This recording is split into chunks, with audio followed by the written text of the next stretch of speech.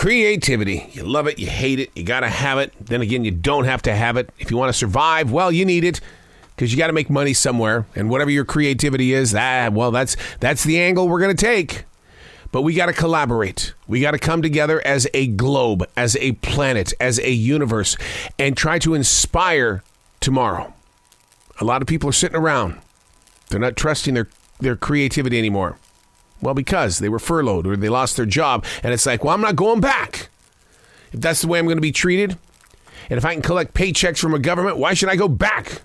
You need to, because your creativity is what counts. Unplugged, because we will always say yes to creativity. Totally uncut, because we all make mistakes. So turn it into a tool. This is Arroe Unplugged. I often wonder if it's the writer that has the voice, or if it's my eyes that are making the choice. You know, I sat there and I talked with Jamie Lee Curtis the other day, the actress, and I asked her, I said, with all the things that you do, all the writing, all the acting, and now you're doing a podcast called Good Friend, with everything that you do, is it the writer inside finding this place, this stage, to have a voice? And she had never been asked that before. And yet I live it every day. I'm trying to figure out why it is that I am.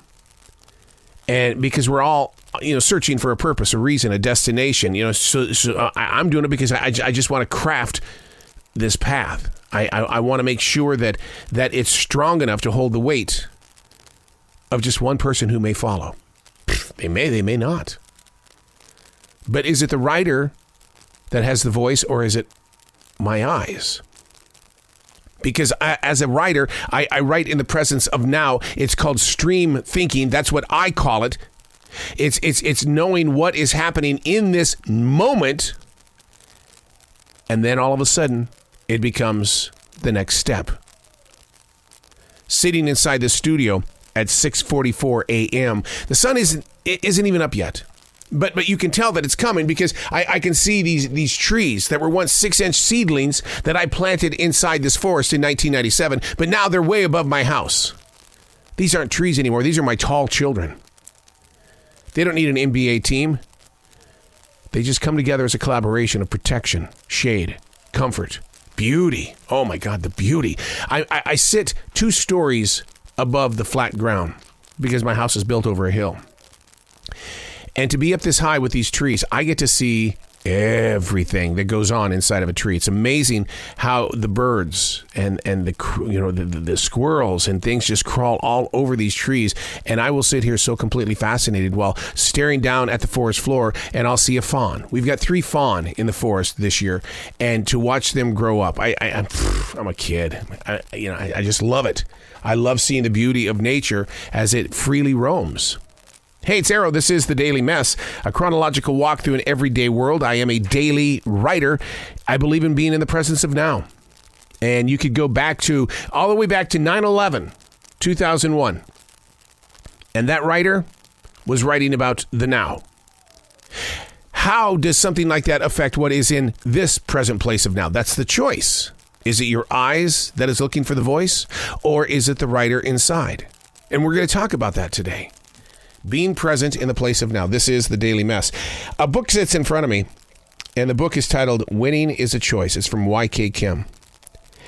Outside of Julia Cameron's The Artist Way and everything that has followed, because I have studied every one of her books. I didn't read her books. I studied them. I ripped them apart. I highlighted them. They became my life. Everything that is Julia Cameron is everything that I am today because I am the forever student. Y.K. Kim has had a huge impact on my path and presentation. And he's only written 1 book. No matter how right or wrong the world presents itself, your personal presence is governed by the choices that you make. So what does this have to do with your eyes or the writer telling the story? A book that sits in front of me has nothing to do with the writer. The eyes catch the book. The eyes are what inspires the writer to put words on a page. The eyes, what I see, is what becomes the paragraphs. I've never brought this up before. I never thought about it.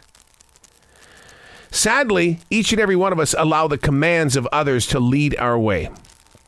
We give in way too easily, relying on their ambitions and not our God-given talent. And if you do stand up to be seen and or heard, too often, those who are leading don't see your art, but rather feel your friction because you're not doing it their way. You got to teach yourself to reach beyond other people's dreams, gaining access to the ownership of your choices. Showing up every day on time at work. Okay. You're getting paid, I get it. Showing up every day makes them look good to those above them. Sure, on your own resume. And when somebody calls up for a reference, they're going to say, yeah, man, this person shows up all the time. Man, I wish I could be the one that's hiring. And I would say, so what's going on with your career? That person made you look really, really, really, really good. What did you do in return? Well, I told him you the man. You rock a lot. That ain't enough.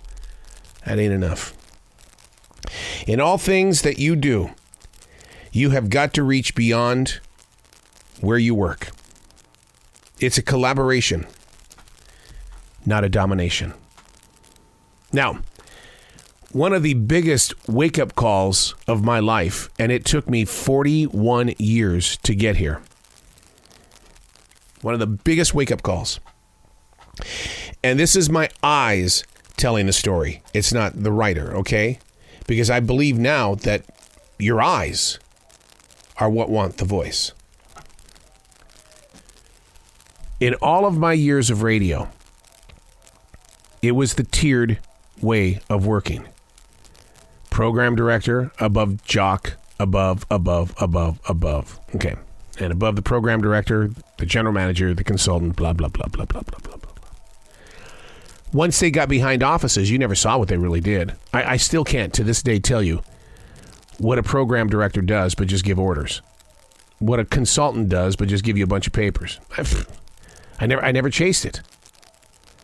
And yet, in September of 2020, because I needed to be with people, I craved it so much. And you can go back and listen to past episodes. I prayed to be with people. I needed to be with people, but we were in this pandemic. And they were saying, you got to stay away from people. But my eyes were going, no, I need to be with people. I need to just belong with other people.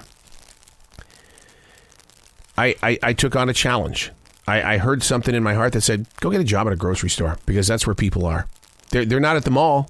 They're not at the movie theater. They're not at comedy clubs. They're not anywhere except for buying food or buying wood at Home Depot or Lowe's. And I thought, okay, well, if the grocery store doesn't hire me, I'll go to those places. And the moment that I arrived at a grocery store, what did I see?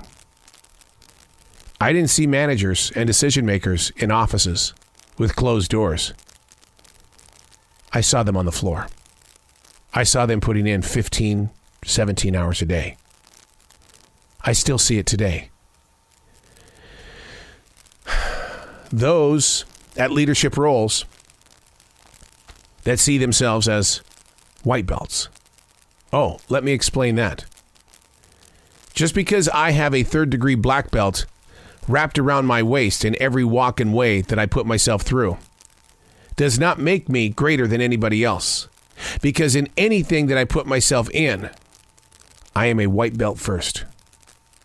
And when you put yourself in a position where you are equal with all people, suddenly your eyes have a story to share.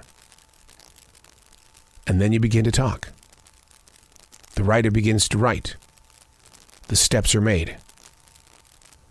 It doesn't matter what you've experienced in your everyday world. When you think of yourself as the white belt, the student is always greater than the teacher. I'm Arroe, and that's the Daily Mess.